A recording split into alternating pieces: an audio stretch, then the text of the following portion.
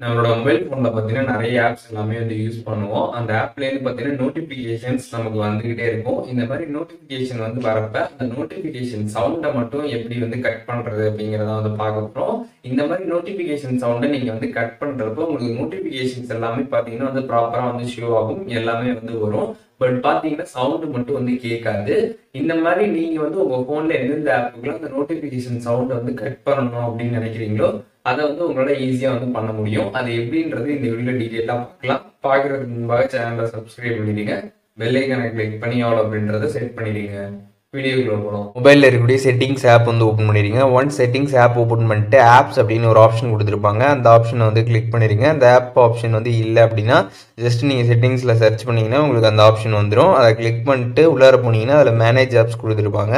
அதை கிளிக் பண்ணிங்கன்னா உங்கள் ஃபோனில் இருக்கக்கூடிய எல்லா ஆப்புமே பார்த்தீங்கன்னா லிஸ்ட் அவுட் ஆகும். இதில் எந்த ஆப்புக்கு உங்களுக்கு நோட்டிஃபிகேஷன் சவுண்ட் வந்து வரக்கூடாது, பட் நோட்டிஃபிகேஷன் மட்டும் தெரிஞ்சால் போதும் அப்படின்னு நினைக்கிறீங்களோ அந்த ஆப்பை வந்து ஓப்பன் பண்ணிடுங்க.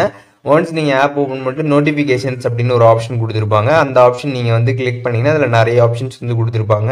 இதில் பார்த்தீங்கன்னா அலோ பிளேயிங் சவுண்ட் அப்படின்னு ஒரு ஆப்ஷன் இருக்கும். அதை கிளிக் பண்ணி ஆஃப் பண்ணிடுங்க. ஸோ இப்படி நீங்கள் வந்து ஆஃப் பண்ணுறப்போ உங்களுக்கு நோட்டிஃபிகேஷன் எல்லாமே வந்து ப்ராப்பராக வந்து வரும். பட் வந்து நோட்டிஃபிகேஷன் சவுண்டு மட்டும் உங்களுக்கு வந்து கேட்காது. இந்த ஒரு செட்டிங் பார்த்தீங்கன்னா வந்து ஒவ்வொரு மொபைல் ஃபோனில் ஒவ்வொரு மாதிரி வந்திருக்கும். இப்போ வேறு மொபைல் ஃபோன்லலாம் பார்த்தீங்கன்னா வந்து உங்களுக்கு டெலிவரி குவைட்லி அப்படின்ற மாதிரி வந்து கொடுத்துருப்பாங்க.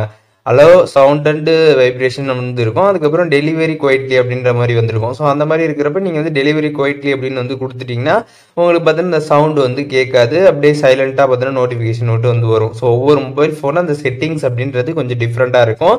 பட் ப்ரொசீஜர் இப்படி தான். ஸோ அதனால் பார்த்து கரெக்டாக வந்து பண்ணிக்கோங்க. ஸோ ஒன்ஸ் இதை நீங்கள் வந்து இந்த அலோ பிளேயிங் சவுண்ட் அப்படின்ற இந்த ஆப்ஷன் வந்து ஆஃப் பண்ணிட்டீங்க அப்படின்னா அதுக்கப்புறம் உங்களுக்கு நோட்டிஃபிகேஷன்ஸ் எல்லாமே வந்து ப்ராப்பராக எல்லாமே வந்து வரும். பட் சவுண்ட் மட்டும் உங்களுக்கு வந்து கேட்காது. ஸோ இந்த மாதிரி உங்களுக்கு எந்தெந்த ஆப்புக்கெல்லாம் வந்து நோட்டிஃபிகேஷன் மட்டும் வந்து வரணும், பட் வந்து சவுண்டு கேட்கக்கூடாதுன்னு நினைக்கிறீங்களோ அந்த ஆப்புக்கு எல்லாமே நீங்கள் செட்டிங்ஸை வந்து இந்த மாதிரி ஆல்டர் பண்ணிக்கலாம். உங்களோட மொபைலில் செட்டிங்ஸ் ஆப்பில் போயிட்டு ஆப் லிஸ்ட்டில் போயிட்டு நீங்கள் இந்த மாதிரி எல்லாமே ஆல்டர் பண்ணிக்க முடியும். மொபைல் ஃபோனில் நோட்டிஃபிகேஷன் சவுண்ட் வந்து எப்படி கட் பண்ணுறது அப்படிங்கிறத இந்த வீடியோவில் டீட்டெயிலாக தெரிஞ்சிருப்பீங்கன்னு நினைக்கிறேன். வீடியோ யூஸ்ஃபுல்லாக இருந்துச்சுன்னா லைக் பண்ணிடுங்க. எதுவும் டவுட் இருந்துச்சுன்னா கண்டிப்பாக கமெண்ட்ஸில் மென்ஷன் பண்ணுங்கள். எல்லாருக்குமே ரிப்ளை பண்ணுறேன்.